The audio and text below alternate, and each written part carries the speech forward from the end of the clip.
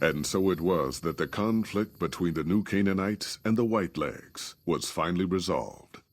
The courier's involvement had tipped the scale, shifting the fragile balance of power. With Daniel dead, the Whitelegs soon overran Zion and drove the sorrows and dead horses from the valley. The Whitelegs plundered all of the pre-war buildings the sorrows had marked off limits. Their squalor an affront to Zion's natural beauty.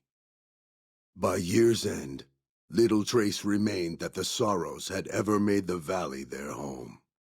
Having revered Joshua Graham as a living legend for so many years, the dead horses found it difficult to accept his death. New Canaanite missionaries sought to remain in contact with the tribe, but lacking Joshua's authority, their influence dwindled.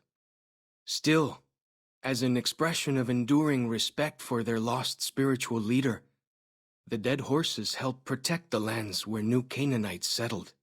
As generations passed, the dead horses came to worship a spirit of the land, a harsh spirit of divine justice. They called it Joshua. Already weakened by several seasons of bad trading, the Happy Trails Caravan Company was devastated by the failure of its expedition. The New Canaanites never re-established ties with the caravan. Their experiences with outsiders near the Great Salt Lake and in Zion had been far too negative. Within 6 months, the Happy Trails Caravan Company was bankrupted and dissolved.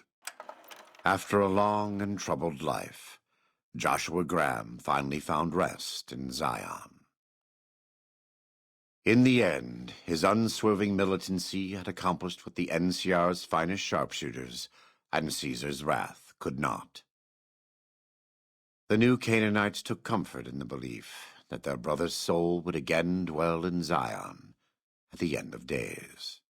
In the shadow of Daniel's death, those sorrows who survived the assault on Zion Valley mourned his loss, as was their custom. Word of Daniel's passing reached the New Canaanites several weeks later. They prayed that their brother would be well received by their Lord. And with that, the courier walked out of the history of the tribes of Zion and back to the gathering storm of the Mojave wasteland.